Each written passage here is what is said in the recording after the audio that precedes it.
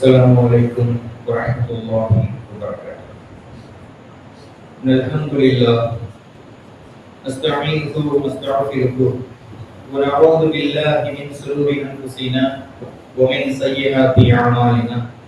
من يهده الله فلا مضل له ومن يضلل فلا هادي له. أشهد أن لا إله إلا الله وحده لا شريك له وأشهد أن محمدا عبده ورسوله أما بعد. ربي اشرح لي صدري ويسر لي امري واحلل عقدة من لساني يفقهوا قولي. கணியத்திற்குரிய எல்லாம் வல்ல அல்லாஹ்வின் நல்லடியார்களே, வரலாற்று சிறப்புமிக்க வழக்குகளை சந்தித்து வரலாற்று சிறப்புமிக்க தீர்ப்புகளை எழுதிய பெருமை நம்முடைய இந்திய நாட்டின் நீதிமன்றங்களுக்கு சேரும். அந்த நீதி வழங்கியதின் அடிப்படையில் பல வழக்குகளை தீர்வு காணக்கூடிய முன்மாதிரியான வழக்குகளினுடைய தீர்வுகளை கொடுத்த நீதிமன்றங்களும் நீதிபதிகளும் வரலாறுகளில் நம்முடைய நாட்டின் பெருமைகளில் ஒன்றாக இருக்கின்றார்கள். ஆனால் சமீப காலமாக வரலாறு நெடுக பார்க்கின்ற பொழுது சிறப்பான நீதிமன்றங்களும் சிறந்து விளங்கக்கூடிய நீதித்துறையும் முஸ்லிம்களுடைய விஷயத்தில் மகிழ்ச்சிகரமான எந்த ஒரு தீர்ப்பையும் வழங்கியதாக நாம் பார்க்க முடியவில்லை. இந்த உலகத்தில் எல்லா தேசங்களிலும் சிறுபான்மை பெரும்பான்மை என்கிற ஒரு எண்ணம், ஒரு நோய் மக்களிடத்திலே தீர்ப்பு வழங்கக்கூடிய விஷயத்தில் வேறுபடுத்தி நடந்து கொள்ள வைக்கிறது.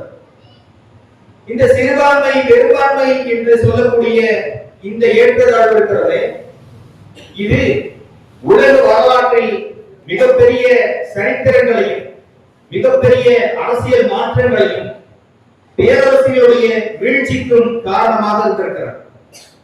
அந்த அடிப்படையில் இந்திய அரசியலமைப்பு சட்டம் கான்ஸ்டிடியூஷன் ஆஃப் இந்தியா ஒவ்வொரு தனி மனிதனுக்கும் சட்ட உரிமையை மிக தெளிவாக வழங்குகிறது.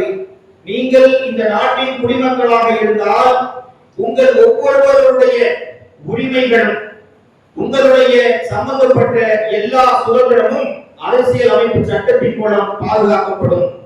அதாவது ஒரு எளிய மனிதனுடைய உச்சபட்ச நம்பிக்கை என்பது நீதிமன்றங்கள் தான். எனக்கு எப்பொழுதாவது நீதி மறுக்கப்படுமே என்று சொன்னால், என்னுடைய வாழ்வாதாரம் ஜீவாதாரம் ஒடுக்கப்படும் என்று சொன்னால், நான் நீதிமன்றத்தை அணுகினால் எனக்கு சட்டத்தின் அடிப்படையில் நியாயம் வழங்கப்படும் என்கிற நம்பிக்கையை இந்திய அரசியலமைப்பு சட்டம் ஒவ்வொரு இந்திய குடிமகனுக்கும் வழங்குகிறது. இது எந்த ஒரு மாற்று கருத்தும் இல்லை. ஆனால் கண்ணியத்திற்குரியவர்களே, இந்த நாட்டினுடைய இன்னொரு பெருமையாக உலகம் போற்றுவது வேற்றுமையில் ஒற்றுமை. யூனிட்டி இன் டைவர்சிட்டி. எத்தனை மொழி இன நிற பண்பாட்டு கலாச்சார வேறுபாடுகள் இருந்தாலும் இந்தியர் என்பதில் ஒன்றுபட்டு விடுவார்கள். அவர்கள் ஒரே சட்டத்தின் கீழ் வந்து விடுவார்கள். அவர்களுக்கு இப்படி ஒரு தனிச்சிறப்பு இருக்கிறது என்று உலக அரங்கிலே பெயர் வாங்கி இருக்கிறோம். ஆனால் இன்றைக்கு நிலவரம் என்ன? யூனிட்டி இன் டைவர்சிட்டி என்று பார்க்கின்ற பொழுது பெரும்பான்மை சிறுபான்மை என்று சொல்லி, பெரும்பான்மையாக இருக்கக்கூடியவர்கள் எது சொன்னாலும் சரி, சிறுபான்மையாக இருக்கக்கூடியவர்களுக்கு நியாயம் இருந்தாலும் சரி, அவர்களுக்கு நியாயம் அதன் அடிப்படையிலே வழங்கப்படாது. சட்டங்கள் தெள்ள தெளிவான முறையில் எடுத்து கொடுக்கப்படாது.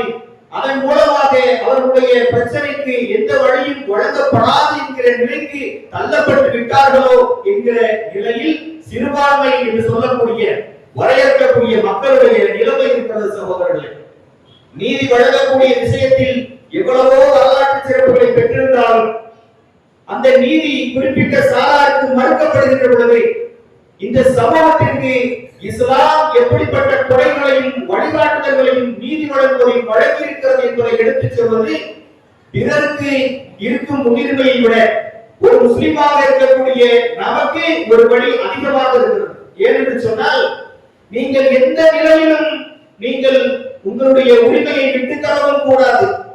நீங்கள் எந்த நிலையிலும் பிறருடைய உரிமையிலே நீங்கள் தலையிடவும் கூடாது என்று கடிவாள போட்டு ஒரு சமூகத்தை உருவாக்கி இருக்கக்கூடிய மார்க்கம் இது இஸ்லாமிய மார்க்கம். கணித்திற்குரிய அல்லாஹ்வின் நல்லடியார்களே, இன்றைய தினம் நீதிமன்றங்களை பற்றி கடந்த ஒரு வாரமாக தமிழகம் எங்கும் நாடெங்கும் இந்தியாவெங்கும் பேசிக் கொண்டிருக்கப்படுகிறது. ஒரு வழக்கை பற்றி திருப்பரங்குன்றம் என்ற மலையை மையமாக வைத்து அங்கே தீபம் ஏற்ற வேண்டும் என்ற ஒரு கோரிக்கையை மையமாக வைத்து தொடரப்பட்ட ஒரு வழக்கு, தனிநபர் தொடர்ந்த ஒரு வழக்குக்கு அவசரமாக நீதிபதி தீர்ப்பெழுதி 6 மணிக்கு விளக்கை ஏற்றுங்கள், இல்லை என்று சொன்னால் 6:05 நீதிமன்ற அவமதிப்பு வழக்கை நாளே தொடர வேண்டும் என்று சொல்லக்கூடிய அளவுக்கு வேகம் காட்டி ஒரு வழக்கு கையில் எடுக்கப்பட்டு தீர்ப்பும் எழுதப்பட்டிருக்கிறது. எந்த ஒரு வழக்கிற்காவது இப்படி ஒரு அவசர கதியிலே தீர்ப்பு சொல்வதுண்டா? இன்னும் தீர்ப்பு அவசரமாக சொல்ல வேண்டிய ஏராளமான பிரச்சனைகள் நாட்டில் இருக்கின்ற பொழுது இப்படி ஒரு விஷயத்தை மையக்கருவாக எடுத்துக்கொண்டு எதற்காக இப்படி செயல்பட வேண்டும்? இந்த நடந்த நிகழ்வுகள் நாம் எல்லாம் அறிந்திருக்கிறோம். ஆனால் ஒரு வழக்கு என்று வருகின்ற பொழுது இஸ்லாம் அடிப்படையாக நீதி வழங்கக்கூடிய இடத்தில் யாரெல்லாம் இருக்கிறார்களோ அவர்களுக்கு சொல்லித் தருகிறது, உங்களிடத்திலே வழக்கை ஒருவன் கொண்டு வந்தால் அந்த வழக்கை கொண்டு வருவன் யார் என்பதை நீங்கள் கவனித்து பாருங்கள். அவன் யார், அவருடைய வழக்கினுடைய நோக்கம் என்ன, அதை பற்றிய மக்களுடைய கருத்து என்ன, நடைமுறையில் என்ன இருக்கிறது, அவருடைய பின்புலங்களை பார்த்து நீங்கள் தீர்ப்பளியுங்கள் என்று நீதி வழங்கக்கூடிய இடத்தில் இருப்பவர்களுக்கு இஸ்லாம் ஒரு வழிகாட்டுதலை சொல்லித் தருகிறார். முஸ்லிம்களே 3543வது நபிமொழியாக பார்க்க முடியும்.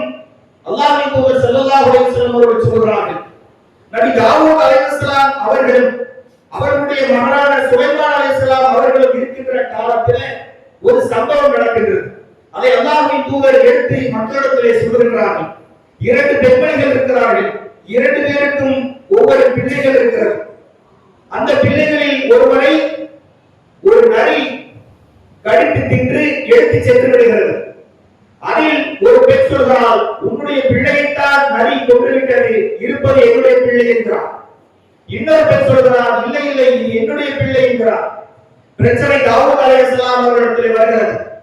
அவர்கள் 2 பேருடைய விவாதங்களையும் கேட்டுவிட்டு மூத்தவளுக்கு சாதகமாக ஒரு பதிலை சொல்லிவிடுகிறார்கள், தீர்ப்பை சொல்லிவிடுகிறார்கள்.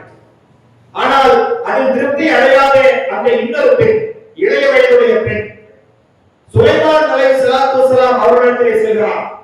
இப்படி ஒரு சம்பவம் நடந்திருக்கிறது, என்னுடைய பிள்ளையை எனக்கு மீட்டு கொடுங்கள் என்று சொல்லுகின்ற பொழுது நிகழ்ச்சியை கேட்டுவிட்டு கொடுத்த தீர்ப்பையும் கேட்டுவிட்டு நபி சுலைமான் அலைஹிஸ்ஸலாத்து வஸலாம் அவர்கள் சொல்கிறார்கள், ஒரு கத்தியை இடத்தில் கொடுங்க, இருக்கின்ற பிள்ளையை பாதியாக அறுத்து வெட்டி ஆளுக்கு பாதியாக கொடுத்து விடுகிறேன் என்று சொல்கின்ற பொழுது அந்த இளைய வயதுடைய பெண் துடிதுடித்து போய் சொல்கிறார், வேண்டாம் வேண்டாம், இந்த பிள்ளை அவருக்கு சொந்தமானதா, கொடுத்துவிடுங்கள் என்று சொல்கிறார். இந்த தீர்ப்பை சொல்லுகின்ற பொழுது அந்த மூத்த வயதுடைய பெண் சொல்கிறார், எதுவும் பேசாமல் அமைதியாக நின்று விடுகிறார். இந்த இடத்திலே தாயுடைய உள்ளத்தை பதறலை புரிந்து கொண்ட அந்த நீதிபதி நபி சுலைமான் அலைஹிஸ்ஸலாம் அவர்கள் அந்த பிள்ளை இளைய வயதுடைய பெண்ணுக்கு தான் சொந்தம் என்று தீர்ப்பளிக்கிறார்கள். கண்ணியத்திற்குரியவர்களே, ஒரு வழக்கு தொடுக்கப்படுகிறது என்று சொன்னால் எந்த ஒருவரும் தன்னுடைய நீதிக்காரன் தான் கொடுக்கிறான் என்று அர்த்தமில்லை. தான் பட்ட துன்பத்தை இன்னொருவன் பட வேண்டும் என்பதற்காகவும் வழக்கு தொடுக்கப்படுகிறது. சும்மா இருக்கக்கூடியவனை பிரச்சனை இழுத்துவிட வேண்டும் என்பதற்காகவும் வழக்கு தொடுக்கப்படுகிறது. சிவில் பிரச்சனையை கிரிமினல் பிரச்சனையாக மாற்றிவிட வேண்டும் என்பதற்காகவும் வழக்கு தொடுக்கப்படுகிறது. சாதாரணமாக சமநிலையில் செல்லக்கூடிய சமூகத்திலே பதட்டத்தை ஏற்படுத்தக்கூடியதாகவும் வழக்கு தொடுக்கப்படுகிறது. எனவே வழக்கை விசாரிக்கக்கூடியவர்கள், நீதியை வழங்கக்கூடிய இடத்தில் இருக்கக்கூடியவர்கள் வழக்கை கொண்டு வருகிறான் இல்லையா, அவன் யார், அவருடைய பின்புலம் என்ன என்பதை பார்க்க இந்த மார்க்கம் நமக்கு வலியுறுத்தி சொல்கிறார். ஆனால் நம்முடைய நாட்டில் நடந்து கொண்டிருப்பது என்னவென்று சொன்னால், வழக்கை யார் கொண்டு வந்தால் அவனுடைய அடிப்படையை பார்க்காமல் யாருக்கு எதிராக இருக்கிறது, யாருக்கு சாதகமாக இருக்கிறது என்று சொல்லி அதன் அடிப்படையில் வழிநடத்தி செல்லக்கூடிய விஷயங்களை பார்க்கிறோம். இஸ்லாமிய மார்க்கம் தனி மனிதனுக்கும் ஒரு சமுதாயத்திற்கும் ஒட்டுமொத்த தேசத்திற்கும் யாரெல்லாம் கலந்து வாழ்கிறார்களோ அவர்களுக்கும் சேர்த்தான நீதி கூறக்கூடிய நீதி உரிமைகளை கொடுக்கிறது, சட்ட உரிமைகளை கொடுக்கிறது, சுதந்திர உரிமைகளை கொடுக்கிறது. தனி மனிதனும் இந்த நாட்டினுடைய எல்லா சுதந்திர உணர்வுகளையும் அவன் உள்வாங்கிக் கொள்ள வேண்டும் என்ற ஆதாரத்தை அடிப்படையாக கொடுக்கிறது.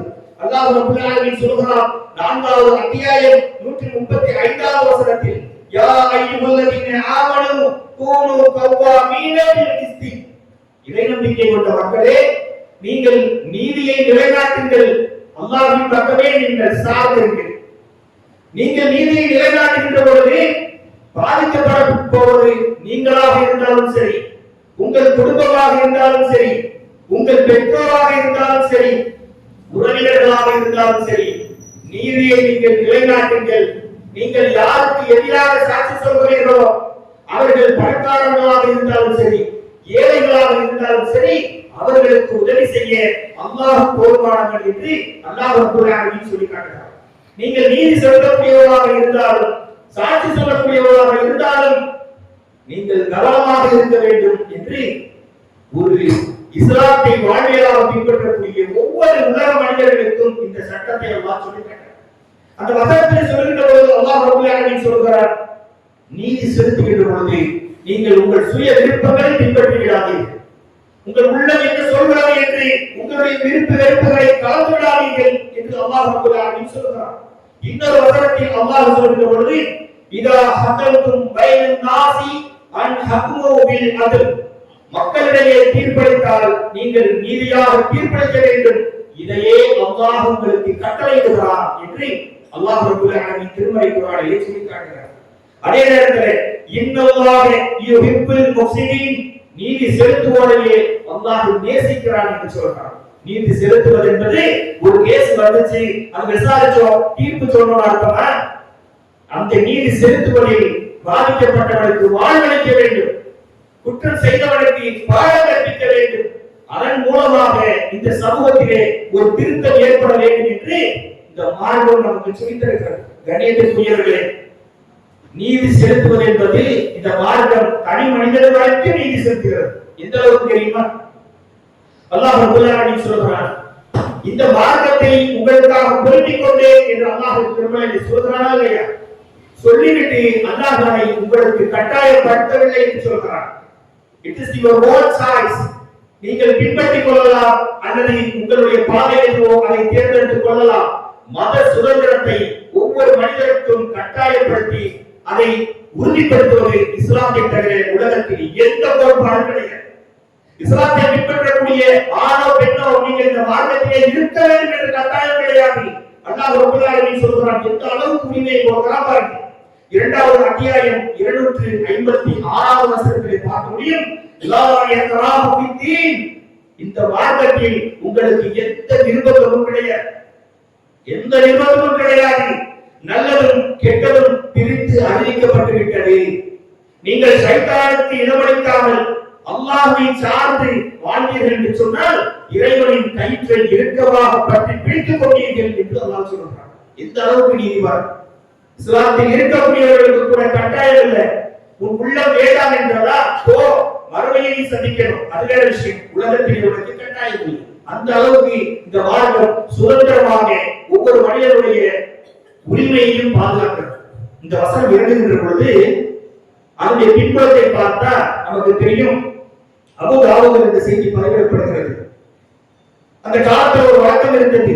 ஒரு பெண்ணுக்கு குழந்தைகள் பிறந்து இறந்துவிட்டது என்று சொன்னால் ஒரு நேர்த்திக்கடன் செய்து கொள்வார்களாம். அடுத்து எனக்கு பிள்ளை பிறந்தால் அவர்களை ஒரு யூதராக வளர்த்துக் கொள்கிறேன், யூதராக வளர்க்கிறேன் என்று சொல்வார்களாம் அறியாமை காலத்தில். அப்படி வளர்க்கின்ற போது அவர்கள் இஸ்லாத்தை தேர்வு செய்துவிட்ட பிறகு மதீனா வந்த பிறகு அல்லாஹ்வின் தூதரிடத்தில் சொல்கிறார்கள், யா ரசூலல்லாஹ், எங்களுடைய இப்படி நேர்ச்சி செய்த பிள்ளைகள் யூதர்களிடம் வளர்ந்து கொண்டிருக்கிறார்கள், அவருடைய கலாச்சாரத்தில் இருக்கிறார்கள், அவர்களை நாங்கள் முஸ்லிமாக மாற்றாமல் விட மாட்டோம் என்று சொல்கிறார்கள். அல்லாஹ்வின் தூதர் சொன்னாங்க, அப்படி மாற்ற வேண்டிய அவசியம் இல்லை, யாருக்கும் எந்த கட்டாயமும் இல்லை, நீ ஒருவரை பிடித்து எடுத்து வர வேண்டிய அவசியம் இல்லை. அப்பொழுதுதான் இந்த வசனம் இருக்கிறது, லா இக்ராஹ ஃபித்தீன், இந்த மார்க்கத்தில் உங்களுக்கு எந்த கட்டாயமும் கிடையாது. உங்களுடைய ஓன் ஃப்ரீ வில் என்று சொல்வார்களே, சுய நினைவோடு சொந்த விருப்பத்தோடு பின்பற்றுங்க. இப்படி நீதியை தனி மனிதனுக்கு நிலைநாட்டக்கூடிய மார்க்கம் இஸ்லாம் சொல்லித் தருகிறது சகோதரர்களே. ஆனால் அப்படி நீதியிலே வளர்ந்த இந்த சமூகத்திற்கு இங்கே நீதி தொடர்ச்சியாக மறுக்கப்படுகிறதா இல்லையா என்கிற பொழுது எங்களுக்கு நீதி எப்படிப்பட்ட வரலாற்றை நாங்கள் கொண்டிருக்கிறோம் படிக்கணும். அந்த வரலாறை பிள்ளைகளுக்கு சொல்லிக் கொடுக்கணும். தவற வரக்கூடிய வாழ்வாதாரத்தையும் ஜீவாதாரத்தையும் எப்படி பெற வேண்டும் என்ற வழிகளையும் அவர்களுக்கு சொல்லிக் கொடுக்கணும். இப்படியெல்லாம் திருமறையின் அடிப்படையிலே ஒரு சமூகம் வார்த்தெடுக்கப்பட்டு ஆட்சி அதிகாரத்திற்கு வருகின்ற பொழுது கிபி 1453 கான்ஸ்டான்டினோபிள் என்று சொல்லக்கூடிய அந்த இடத்தை முஸ்லிம்கள் கைப்பற்றுகிறார்கள். முஸ்லிம் மன்னர்கள் இதன் அடிப்படையில் எப்படி வார்த்தெடுக்கப்பட்டிருக்கிறார்கள் என்பதற்காக சொல்கிறேன். கான்ஸ்டான்டினோபிள் என்பது இன்று துருக்கியில் இருக்கக்கூடிய இஸ்தான்புல். இந்த கான்ஸ்டான்டினோபிள் என்பது அன்றைய காலகட்டத்தில் கிறிஸ்தவர்களுடைய மிக முக்கியமான மையமான கேந்திரம். இன்னைக்கு எப்படி வாட்டிக்கன் இருக்கு அவர்களுக்கு, அது மாதிரி இந்த கான்ஸ்டான்டினோபிளை முஸ்லிம்கள் கைப்பற்றுகிறார்கள். கைப்பற்றுகின்ற பொழுது அங்கே இருக்கக்கூடிய கிறிஸ்தவர்களுக்கு மிகப்பெரிய அவமானமாக இருக்கு. இப்படி நடந்துச்சு, முஸ்லிம்கள் கைகளில் நாடு சிக்கிருச்சே என்று சொல்லி அவர்கள் மக்களிடத்தில் குழப்பத்தை ஏற்படுத்துகிறார்கள். உங்களுக்கு சுல்தான் முகமது அல் பாத்தி என்று சொல்லக்கூடிய 24 வயது இளைஞர் இந்த நாட்டின் அரசராக நியமிக்கப்பட்டிருக்கிறார். இஸ்லாமிய பொறுப்பாளராக நியமிக்கப்பட்டிருக்கிறார். இவர் உங்களை கட்டாய மதமாற்றம் செய்து விடுவார். நீங்கள் கான்ஸ்டான்டினோபிளிலே இனிமே சுதந்திரமாக வாழ முடியாது என்று அந்த கிறிஸ்தவ மக்களுக்குடைய குழப்பத்தை ஏற்படுத்துகின்ற பொழுது அந்த 24 வயதான சுல்தான் முகமது அல் பாத்தி அந்த மன்னர் அந்த மக்களுடைய பொறுப்பாளர்களை, மத குருமார்களை, சமூக தலைவர்களை அழைத்து சொல்கிறார். சகோதரர்களை, நன்றாக கேட்டுக் கொள்ளுங்கள். நீதி செலுத்துவதில் இஸ்லாத்தினுடைய முன்னோடி யாருமே கிடையாது. அழைத்து அவர் சொல்கிறார், நீங்கள் எல்லாம் இந்த நாட்டினுடைய மக்கள், இந்த மண்ணின் மைந்தர்கள், நீங்கள் வெளியே செல்லக்கூடாது. உங்களுடைய வழிபாட்டு தலங்கள் உங்களுடையதாகவே இருக்கும். எப்படிப்பட்ட உத்தரவாதம் பாருங்கள். உங்களுடைய வழிபாட்டு முறைகள் உங்களுடையதாகவே இருக்கும். உங்களுடைய வணக்க வழிபாடுகளில் அரசு தலையிடாது. உங்கள் சுதந்திரம் உங்களுக்காகவே இருக்கும். எந்த குழப்பமும் கிடையாது. நீங்கள் உங்கள் வாழ்க்கையை பாதுகாப்பாகவும் நிம்மதியாகவும் தொடரலாம். வணக்க வழிபாடுகள் சுதந்திரமாக இருக்கப்படும் என்று சொல்கிறார். சொல்லிவிட்ட பிறகு அடுத்து அவர் சொன்ன விஷயம்தான் சகோதரர்களே வரலாற்றிலே வைரத்துக்களால் விடுகிறது. அவர் சொன்னார், முஸ்லிம்களுடைய நீதிபதிகள் உங்களுடைய வழக்குகளை விசாரிக்க இனி நான் அனுமதிக்க மாட்டேன். கிறிஸ்தவர்களான யூதர்களான உங்களுக்கு தனித்தனியான நீதிமன்றங்கள் அமைத்துக் கொடுக்கப்படும்.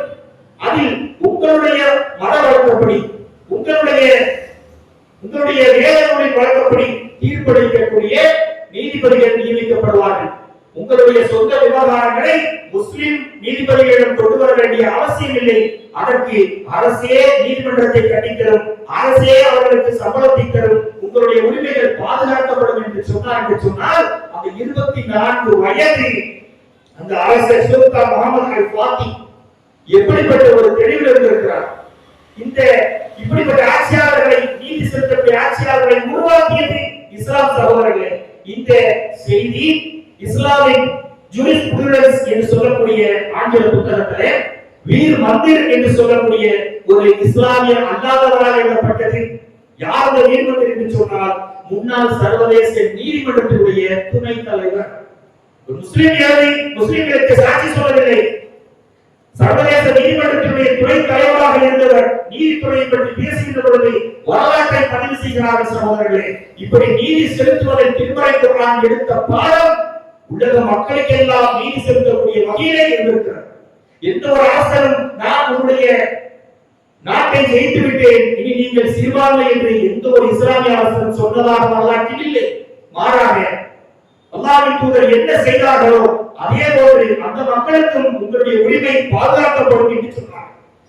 ஒருவேளை சில இடங்களில் சில அரசர்கள், சில பொறுப்பாளர்கள் அதிக பிரசங்கித்தனமாக நடந்து கொண்டால் அந்த இடத்தில் இஸ்லாமிய அறிஞர்கள் உள்ளே புகுந்து அவர்களை நல்வழிப்படுத்தியிருக்கிறார்கள். சகோதரர்கள், எந்த அளவுக்கு என்று சொன்னால் ஒட்டமான் எம்பையர், உஸ்மானிய கிலாபத் கேள்விப்பட்டிருப்போம்.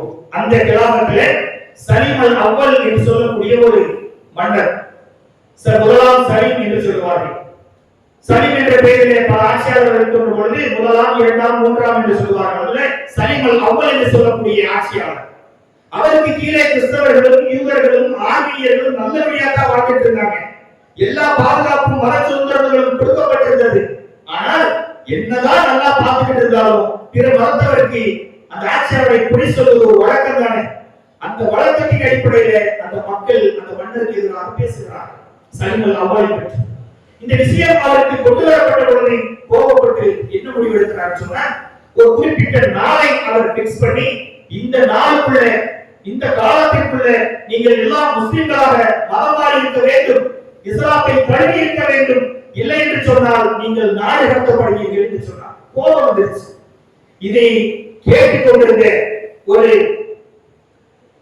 ஒரு இமாம், அந்த நேரத்திலே அந்த இஸ்லாமிய உஸ்மானிய ஆட்சியில் நீதிபதியாக இருந்த ஒரு இமாம் அலி ஜம்பீரி என்று சொல்லக்கூடியவர், தானாக வழக்கே இல்லாமல் தானாக முன்வந்து அரசரிடத்தில் பேசுகிறார்.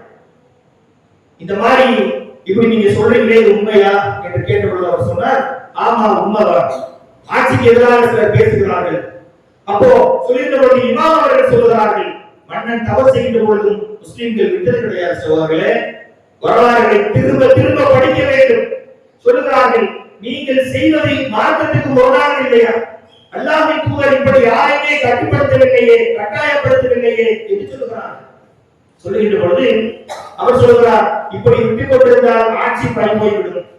அப்ப மீண்டும் சொல்லுகிறார், ஆட்சிக்கு எதிராக இருந்தாலும் சரி, குர்ஆனில் இல்லாத வழிகாட்டுதலை, நபிகளால் சொல்லாத வழிகாட்டுதலை மன்னரான நீங்கள் செய்ய நான் அனுமதிக்க மாட்டேன் என்று சொல்லுகிற பொழுது அவர் சொல்றார், நீங்க உங்க வேலையை மட்டும் பாருங்க. நீ சொல்லுவத அஜரத்து வேலை மட்டும் பார்க்கட்டும், எதுக்கு நிர்வாகத்தில் தலையிடுறாரு அப்படின்னா சொல்லுவோம் தெரியுமா? அஜரத்துக்கு ஒரு உரிமை இருக்கிறது, அவருக்கு ஒரு சட்டம் சொல்ல தகுதி இருக்கிறது என்பதை மறந்து பல பள்ளிவாசல்களில் அஜரத்துக்கு ஒரு முக்கியத்துவம் கொடுக்காமல் இருக்கிறார்கள். அன்றைக்கு அவர்கள் நீதிபதிகளாக இருந்தார்கள் சகோதரர்களே. அவர்கள் சொல்கிறார்கள், நீங்கள் செய்வது தவறு, நீங்க நல்ல ஆட்சியாளராக இருந்தாலும் உரிமை மீறலின் காரணமாக நம்மை நரகத்திற்கு செல்வதை கல்வியாளராக இருக்கின்ற நான் அனுமதிக்க முடியாது என்று சொன்னார். மீண்டும் அவர் கேட்கல, நான் பார்த்துக்கிறேன் போவேன்னு சொல்றார். அப்பொழுது இறுதியாக ஒரு வார்த்தையை அலி ஜம்பீரி என்ற இமாம் சொல்கிறார், கேட்டுக்கொள்ளுங்கள் அரசரே, இதற்கு மேல் நீங்கள் இந்த எண்ணத்திலேயே இருந்தீர்கள் என்று சொன்னால் உங்களுடைய ஆட்சிக்கு கலைப்பதுதான் மார்க்க தீர்ப்பு என்று நான் மக்களிடத்தில் ஃபத்வா கொடுக்க வேண்டும் என்று சொன்னார். இந்த அளவுக்கு கடுமையாக இருக்காங்க, அநீதி செய்ய விடாமல் தடுப்பது. இஸ்லாமிய அல்லாதவர்கள் மீது சிறுபான்மை என்று சொல்லி யாரும் அத்துமீற முடியாது இஸ்லாமிய கோட்பாட்டின்படி. எனவே இன்றைக்கு பெரும்பான்மை சிறுபான்மை என்று சொல்லி சிறுபான்மை மக்களுடைய எல்லா வழக்க வழிபாட்டு பண்பாட்டு உணவு உடை கலாச்சாரங்கள் பறிக்கப்பட்டுக் கொண்டிருக்கிறது. எதிலெல்லாம் வாய்ப்பு கிடைக்கிறதோ அதிலெல்லாம் உணர்வுகள் இடிக்கப்பட்டுக் கொண்டிருக்கிறது. சட்டப்படி வந்து சட்டங்கள் நடத்தப்பட்டுக் கொண்டிருக்கிறது. அப்படி என்றால் இந்த நாட்டிற்கு மட்டுமல்ல உலகெங்கிலுமே மிக மிக தேவையானது இஸ்லாமிய ஆட்சிதான். அதில்தான் முஸ்லிம்கள் மட்டுமல்ல முஸ்லிம் அல்லாத ஏனைய மக்களுடைய உரிமைகளும் அவருடைய வாழ்வாதாரமும் ஜீவாதாரமும் பாதுகாக்கப்படும். இதை யார் சொல்வது? இதை யார் வெளிக்கொண்டு வருவது? இன்றைக்கு முஸ்லிம்கள் மீது தேவையற்ற அவதூறுகள் பரப்பப்பட்டுக் கொண்டிருக்கிறதா இல்லையா? யார் கலைவது? கண்ணியத்திற்குரியவர்களே, வரலாறுகள் திரும்ப படிக்கப்பட்டு மக்களிடத்திலே பேசப்பட வேண்டும். அது ஒரு விவாத பொருளாக்கப்பட வேண்டும். இன்றைக்கு கோர்ட்டுகள் முஸ்லிம்களுக்கு எதிராக பேசுகின்றன, தீர்ப்புகளை எழுதுகின்றன. ஆனால் நாங்கள் இப்படிப்பட்ட வரலாற்றுக்கு சொந்தக்காரர்கள், எங்களுக்கு இப்படிப்பட்ட உரிமைகள் இருக்கிறது என்று கடமையை செய்ய முஸ்லிம் சமூகம் என்ன செய்ய வேண்டும்? எங்களுக்கு எதிராக குறை நடக்கிறது என்று சொல்லிக் கொண்டிருந்தால் போதுமா? ஒரு இயக்கம் ஆரம்பிக்கப்பட வேண்டும். ஜமாத்த சொல்லல, ஜமாத் ஆரம்பிக்கணும்னு சொல்லல, இயக்கம் என்பது மூவ்மெண்ட். இஸ்லாத்தை பற்றி இன்னும் வீரியமாக வரலாறுகளின் அடிப்படையில் தோண்டி எடுத்து மக்களுக்கு நீதி செலுத்துகின்ற சட்டம் இஸ்லாம் தான் என்று சொல்லக்கூடிய அந்த விவாதத்தை மக்களிடத்திலே கொண்டு செல்ல வேண்டும் சகோதரர்களே. அப்படி ஒரு விழிப்புணர்வை ஒவ்வொரு குடும்பத்திலிருந்தும் ஒவ்வொரு பிள்ளைகளிலிருந்தும் உருவாக்க வேண்டும். திடீர்னு மக்கள் அவர்கள் ஒரு கேஸ் போட்ட உடனே அவர்களுக்கு சாதகமாக எழுதக்கூடிய நீதிபதி வரைக்கும் உருவாக்கி இருக்கிறார்கள் என்று சொன்னால் இதை எதிர்கொள்வதற்கு எத்தனை ஆண்டு காலமாகும்? 100 ஆண்டு கால திட்டத்திலே அவர்கள் வெற்றி பெற்றிருக்கிறார்கள் என்று சொன்னால் இந்த சமூகம் இன்னும் விழித்துக் கொள்ளவில்லை. என்றால் எவ்வளவு பெரிய இழப்புக்குள்ளாக சொல்றாங்க. இறுதியாக ஒன்றை சொல்லி முடிக்கிறேன். இந்த திருப்பரங்குன்றம் விஷயத்துல அந்த மலையினுடைய அமைப்பை புரிந்து கொள்ளணும். கீழே முருகனுடைய கோயில் இருக்கு, அதற்கு மேலே போகின்ற பொழுது தீபம் ஏற்றக்கூடிய ஒரு தூண், அதுதான் 19ஆம் நூற்றாண்டு வரைக்கும் தீபம் ஏற்றிக் கொண்டிருந்த ஒரு தூண். அதற்கு பக்கவாட்டில சிக்கந்தர் தர்கா இருக்கு. அதற்கு நேராக உச்சியிலே ஒரு பிள்ளையார் கோயில் இருக்கிறார், அதைத்தான் உச்சி பிள்ளையார் கோயில் என்கிறார். 19ஆம் நூற்றாண்டுக்கு பிறகு பிள்ளையார் கோயில் கட்டிவிட்ட பிறகு உச்சியில்தான் தீபம் ஏற்றணும் சொல்லி பிள்ளையார் கோயில் தீபம் ஏற்றக்கூடிய மரபு பல ஆண்டுகளாக நடைமுறையில் இருக்கிறது. இதுல யாருக்கும் எந்த பிரச்சனையும் கிடையாது. இந்த தர்காவுக்கு பக்கத்தில் இருக்கக்கூடிய ஒரு தூண், அதை பார்ப்பதற்கு தீபத்தூண் மாதிரி இருந்தாலும் அது தீபத்தூண் கிடையாது சகோதரர்களே. அது தியோடலைட் என்று சொல்லக்கூடிய கருவியை பொருத்தி மலைகள், காடுகள், மேகப்பள்ளங்களை சரியாக துல்லியமாக அளவிடக்கூடிய ட்ரிகோனோமெட்ரிக்கல் சர்வேக்கு பயன்படுத்தக்கூடிய ஒரு கல். அந்த செட்டப்ல இருந்தால்தான் அந்த கருவியை பொருத்தி அளக்க முடியும். தலையில டேப் பிடிச்சு அந்த மாதிரி அளக்க முடியாது மலைப்பகுதியில். அப்ப துல்லியமான விஷயங்களை செய்வதற்காக அன்றைக்கு வெள்ளக்காரன் ஆண்டுகிட்டு இருந்த பொழுதே இந்த சர்வேல கடை வச்சுட்டு போயிருக்காங்க. அப்ப இந்த நேரத்துல இதை ஒரு பேசுபொருளாக ஆக்கி அமைதியாக இருக்கக்கூடிய மதுரை மண்ணில், மதுரை எப்படின்னு சொன்னீங்கன்னா பல்லாண்டு காலமாக எல்லோரும் சேர்ந்து வாழக்கூடிய ஒரு இடம். அந்த இடத்திலிருந்து வடநாட்டில் எதெல்லாம் பிரச்சனையாக இருந்ததோ, எதெல்லாம் வடநாட்டில் நடந்தது பேசப்பட்டது என்று சொன்னமோ அதெல்லாம் மதுரையிலே இருந்து தொடங்குகிறார்களா இல்லையா? ஒருத்தர் சொன்னாங்க தொப்பி தாடி, தொப்பி தாடின்னு மதுரை ஆதீனம் சொன்னாங்க. ஏன் என்ன அங்கிருந்து ஒரு புறம் ஒழிக்கிறது என்று கேட்டால் அங்கிருந்துதான் பிரச்சனையை தொடங்குகிறது. அப்ப முஸ்லிம்கள் என்று சொன்னால் இப்படிப்பட்டவர்கள் என்று பரப்புவதற்கு ஒரு கூட்டம் தயாராக இருக்கின்ற பொழுது உண்மையை கொண்டும் சத்தியத்தை கொண்டும் வரலாற்றை கொண்டும் முறியடிப்பதற்கும் முஸ்லிம்கள் தயாராக இருக்க வேண்டும். இன்றைக்கு தமிழ்நாட்டில் தொடர்புடைய கோஷம் என்ன? தமிழ்நாட்டை அயோத்தியாக மாற்றுவோம். ஏன் இந்தியாவுக்கு தமிழ்நாடாக மாற்ற வேண்டியதுதானே? இவர்களுக்கு அயோத்தியாக மாற்றுவது கூட பிரச்சனை கிடையாது. அப்படி அயோத்தியாக மாற்றுகின்ற பொழுது ஒரு செயல்களை செய்கிறார்கள், ரத்த கலரை போட்டுகிறார்கள். இதுதான் முக்கியம். இந்த வார்த்தை வெளிப்படுத்தி பேசுகிறார்கள் என்று சொன்னால் மிகப்பெரிய திட்டங்கள் இருக்கிறது சகோதரர்களே. அதை யார் முன்னெடுப்பது? அறிவை கொண்டு இந்த சமூகத்திற்கு யார் பாதுகாப்பு தருவது? இன்றைக்கு வழக்கறிஞர் வாஞ்சிநாதன் என்று சொல்லக்கூடியவர் மிக தெளிவாக சொல்கிறார், 175 முஸ்லிம் தலங்கள் தமிழகத்திலே அவர்களால் குறிவைக்கப்பட்டிருக்கின்றன. அதில் முதலாவதாக எடுத்ததுதான் இந்த சிக்கந்தர் தர்கா. கண்ணியத்திற்குரியவர்களே, நீதி செலுத்துகின்ற இடத்தில் முஸ்லிம்கள் இருந்தார்கள். என்றைக்கு மார்க்கத்திலிருந்து வழுவ ஆரம்பித்தார்களோ ஆட்சி அதிகாரத்தை இழந்தார்கள், நேர்வழியும் இழந்தார்கள், வாழ்வாதார ஜீவாதார உரிமைகள் இழந்தார்கள். சகோதரர்களே, நன்றாக கேட்டுக் கொள்ளுங்கள். இந்த மத வழக்குகள் மட்டும் குறிப்பிட்ட நீதிபதிக்கு மட்டும் ஒதுக்கப்படுகிறது. கவனிக்கிறதானே? இதெல்லாம் கல்வியாளர்களும் நீதித்துறை இருப்புகளும் முடிவு செய்யணும். சரியில்லாத தீர்ப்பை எழுதக்கூடியவராக இருந்தால் அந்த மத வழக்குகள் வருகின்ற பொழுது அவருடைய பெஞ்சுக்கு ஒதுக்கக்கூடாது என்ற முடிவை எடுக்க முடியுமா? முடியாதா? ஆனால் எடுப்பதற்கு யாரும் தயாராக இல்லை. இன்னைக்கு இந்த பிரச்சனை நடக்குது. லோக்கல்ல இருக்கக்கூடிய எம்பி எம்எல்ஏக்கள் ஸ்பாட்டுக்கு வரல. எந்த பிரச்சனையாக இருந்தாலும் முன்னால் வரக்கூடியவர்கள் முஸ்லிம்களுக்கு ஒரு பிரச்சனை என்றால் இங்கு முஸ்லிம்கள் என்று நேரடியாக சொல்லல, ஆனால் அதை மையப்படுத்தி இன்றைக்கு அதை அறிவுபூர்வமாக இந்த அரசு ஆட்சியாளர்கள் அடித்து நொறுக்கி அவர்களை மண்ணை கவ வைத்திருக்கிறார்கள். பொய் பிரச்சாரத்தை வெளியே எடுத்து அவர்கள் அசிங்கப்பட்டு போயிருக்கிறார்கள். உண்மைதான் எப்பொழுதும் எழுதும் சகோதரர்களை நன்றாக சொல்லுகிறேன். ஒரு மனிதன் நீதி செய்ய வேண்டும் என்ற எண்ணத்தோடு தான் பிறக்கிறார். அந்த நீதியின் அடிப்படையில் தான் தமிழக மக்களும் இருக்கிறார்கள். அதனால்தான் என்னதான் அவர்கள் வேஷம் போட்டு கூச்சலிட்டாலும் இங்கு வாழக்கூடிய இந்து சகோதரர்களுடைய உள்ளத்தில் நீதி செலுத்தக்கூடிய எண்ணம் இருந்து கொண்டே இருக்கிறது. அதனால்தான் இன்னும் அவர்கள் வெற்றி பெறாமல் தோல்வியை சந்தித்துக் கொண்டிருக்கிறார்கள். கணியத்துக்குரியவர்களே, அப்படிப்பட்ட மக்கள் நீதியான ஒரு சிந்தனையிலே இருக்கத்தான் செய்கிறார்கள். முஸ்லிம்களும் அந்த நீதியை நோக்கி கல்வியிலே முன்னேற வேண்டும். அல்லாஹ் சொல்கிறார், அவர்களிடையே நடுநிலையுடன் நல்லிணக்கத்தை ஏற்படுத்துங்கள், நீதியை நிலைநாட்டுங்கள். நீதியாளர்களை அல்லாஹ் நேசிக்கிறான் என்று சொல்கிறான். அப்படி அல்லாஹ் நேசிக்கக்கூடிய நன்மக்களாக, நீதி செலுத்தக்கூடிய மக்களாக, மீண்டும் இழந்த வரலாற்றை கல்வியின் மூலமாக உருவாக்கி உரிமைகளை பெறக்கூடிய மக்களாக அல்லாஹ் ரப்பல் ஆலமீன் நம் சமூகத்தை ஆக்கி புரிவானாக. வாஹித் தாவனா அல்ஹம்துலில்லாஹி ரப்பில் ஆலமீன். அஸ்ஸலாமு அலைக்கும் வரஹ்மத்துல்லாஹி வபரகாத்துஹு.